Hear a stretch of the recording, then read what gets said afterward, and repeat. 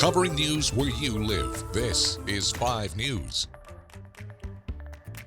Thanks for joining us for the top stories and weather on this Wednesday. I'm Tiffany Lee. And I'm Joe Ellison. The City of Bentonville declaring a state of emergency to boost its leverage for recovery efforts. Mayor Stephanie Orman says the declaration will help give the city some flexibility by removing a lot of red tape. This includes lifting the burn ordinance, opening up another avenue for debris removal. She says all 96 of the blocked roads have been cleared. Power is back on. Crews in Rogers are pulling 12-hour days for curbside pickup of storm debris. The city is asking you not to stack your debris on top of utility meters and keep it separate from your garbage and recycling. Meanwhile, the major disaster declaration request for Rogers has been approved. You can apply to get FEMA assistance at their website on your screen. But first, take pictures of your damage and file a claim with your insurance company. Then FEMA will ask for your ID, an insurance determination letter, and proof of occupancy or ownership. And the Arkansas National Guard will be sticking around longer to help communities recover from tornado damage. They'll be in Benton County now through June 21st, where Guardsmen will help with traffic control at the 3 Benton County debris drop sites.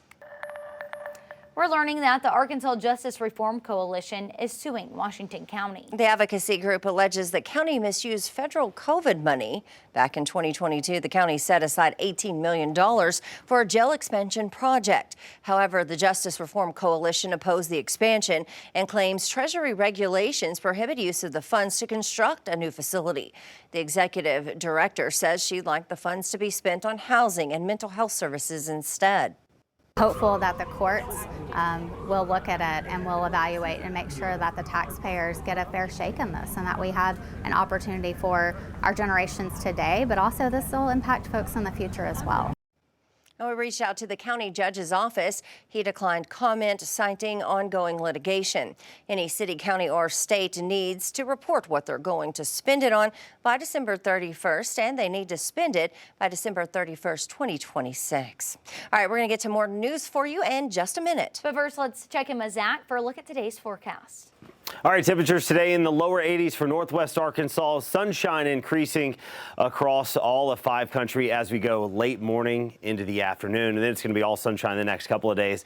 We'll look for highs today to be in the mid to upper 80s. We do have a north breeze trying to bring in some drier air, lower the humidity levels here. Just for today, it will be a muggier day and a hotter day as we get into Thursday, especially in the River Valley. We've got dry conditions Thursday, Friday. Next rain chance coming in Friday night into Saturday morning. Right now looks like the best time mainly for northwest Arkansas. Better in line there. We'll continue to work on the timing and the position there. And then another chance coming in with another system. A front comes in on Sunday. Will bring us more scattered shower chances. Behind that, though, we could get some cooler and less humid air as we go into early next week. All right, thanks, Zach. Well, for some, jobs run in the family. That's especially true for one man in the River Valley. But after struggling to hear, he searched for solutions to carry on a tradition of service. 5 News reporter Jacob Luthi has the story.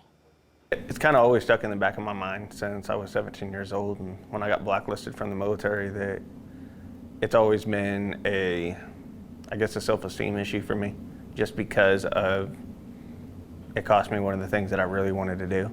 Born and raised in Fort Smith, Officer John Michael O'Mara of the Greenwood Police Department has been dealing with hearing loss since as early as he can remember.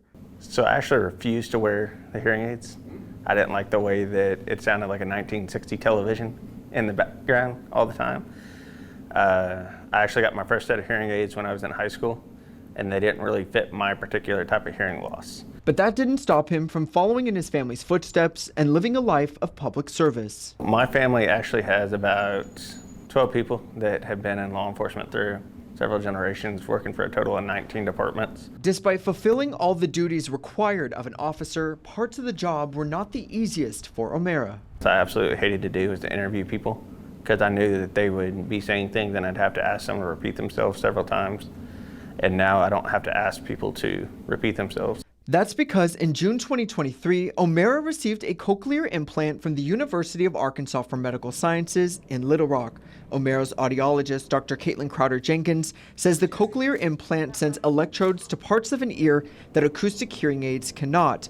Within 1 month of being activated, Crowder-Jenkins says O'Mara's speech understanding ability went from 10% to 90% in just 1 month. O'Mara adds he's now a better communicator as an officer and hears things he hadn't before.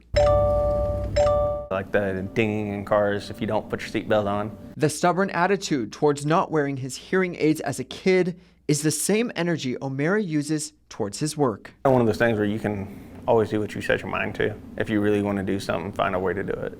Covering news where you live, Jacob Luthi, 5 News. Well, thank you for joining us here for the latest news and weather where you live. Catch up with us again tomorrow for more. Have a great day.